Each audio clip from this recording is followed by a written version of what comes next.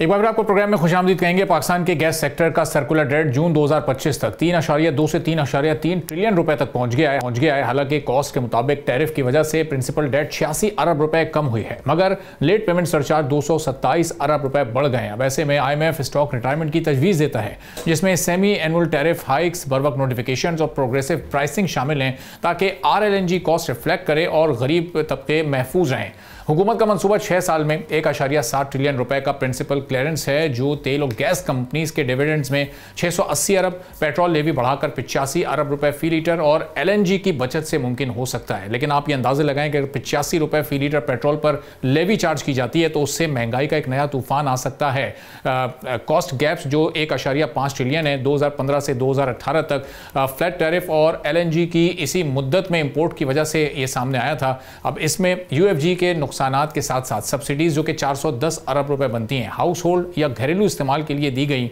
इसके अलावा power companies के कर्जे 848 अरब और लेट सरचार्जेस 546 अरब शामिल हैं। फिर SNGPL 1.8 ट्रिलियन और SSGC का 1.3 अरब का जो डेट है उसमें टैरिफ डिफरेंशियल्स 805 अरब रुपए, ये सबसे एक बड़ा फिगर मौजूद है। रिटायरमेंट के मैकेनिज्म को हम देखें तो उससे हुकूमत की ग्रांट 680 अरब डिविडेंड से सप्लायर्स जैसे PPL और OGDCL के कर्जे अदा करने हैं, जो वापस डिविडेंड्स देते हैं और जिससे नेट में डेट भी कम होता है। अब ये एक बड़ा इस वक्त जो डेट है हुकूमत के लिए बड़ा चैलेंज है।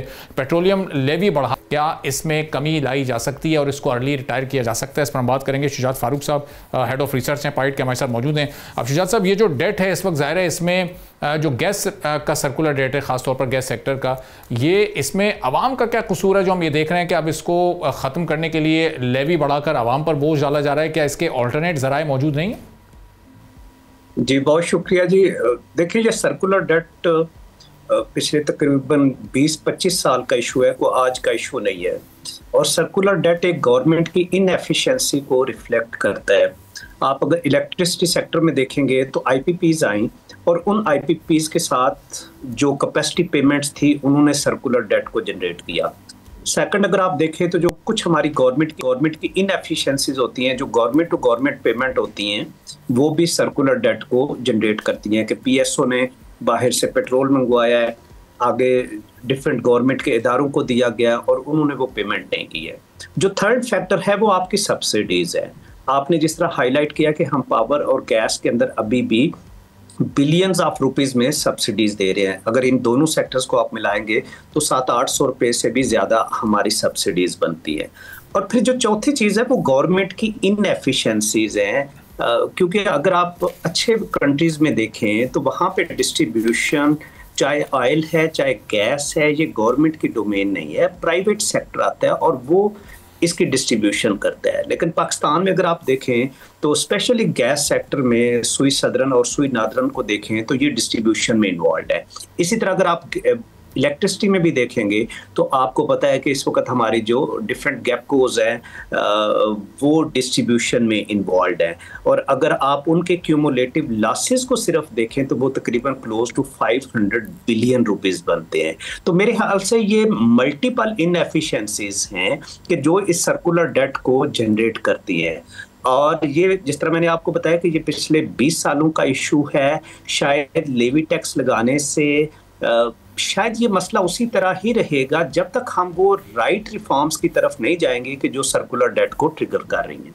सही, तो शायद वो राइट रिफॉर्म्स फिर क्या हो सकते हैं? अभी तक हम देख रहे हैं, अब इस हुकूमत का भी जो एक अर्ली फेज था वो निकल गया। बहुत सारे मुश्किल फैसले इनको लेने थे, लिए भी, स्टेबिलिटी भी हम कुछ मैक्रो इंडिकेटर्स में आते हुए देख रहे हैं। लेकिन अभी भी उन राइट रिफॉर्म्स की तरफ जो सफ़र है वो तेज़ी से नहीं हो पा रहा। ख़ासतौर पर जो हमारा सर्कुलर डेट का इशू है, वो चाहे बिजली में हो, वो चाहे गैस में हो, तो ये पावर सेक्टर के सर्कुलर डेट के लिए क्या क्या रिफॉर्म्स लिए जा सकते हैं? देखिए, वो राइट रिफॉर्म्स आपकी 3 तरह की हैं। नंबर 1 तो डिस्ट्रीब्यूशन से गवर्नमेंट को अपने आप को निकालना चाहिए। अगर आप पावर सेक्टर की जितनी भी रिफॉर्म्स देखें, जब ये डिस्कोज बनाई गई तो डिस्कोज का पर्पस ये था कि ये इंडिपेंडेंट होंगी, ऑटोनोमस होंगी और ये अपने रेवेन्यूज को खुद जनरेट करेंगी।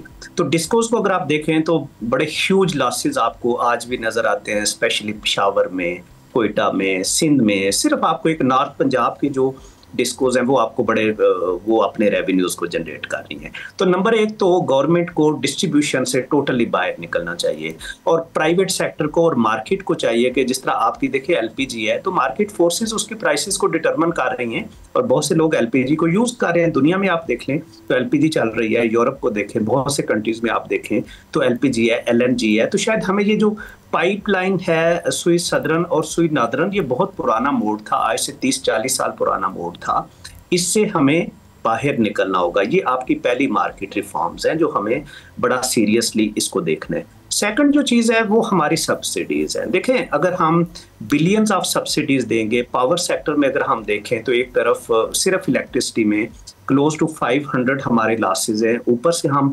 700-800 रुपया अभी भी सब्सिडीज दे रही हैं। तो इस सब्सिडीज के कल्चर से बाहर निकलना चाहिए।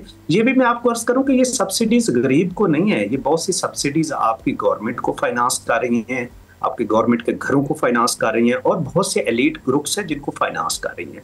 तो ये सब्सिडीज से हमें शायद बाहर निकलना है। थर्ड जो चीज़ है वो ये है कि हमें अपने कॉन्ट्रैक्ट्स को एफिशिएंटली मैनेज करना है। अगर आप आईपीपीज में देखें, अभी गवर्नमेंट ने काफ़ी उसके अंदर इंप्रूवमेंट लाई है, जो रिसेंट आईपीपीज के साथ कॉन्ट्रैक्ट रीनेगोशिएशन हुई है उसके अंदर। लेकिन आप देखें कि हमने 15-20 साल जो कैपेसिटी की मद में चार्जेस दिए हैं, कि बहुत सी ऐसी आईपीपीज होंगे कि जिन्होंने शायद अपनी जो कैपेसिटी का 10% भी यूटिलाइज नहीं किया, लेकिन उनको बहुत पेमेंट गई हैं। तो ये सब के सब आवाम की तरफ से पेमेंट गई हैं।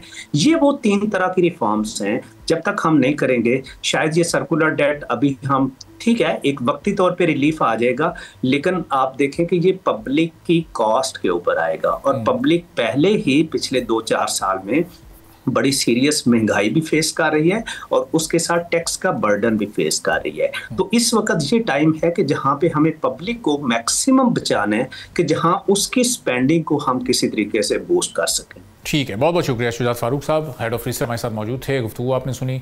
इसी के साथ नाज़रीन आज के प्रोग्राम से इजाज़त दीजिए, अल्लाह हाफ़िज़। सब्सक्राइब करें और बेल दबाएं ताकि कोई खबर रह न जाए।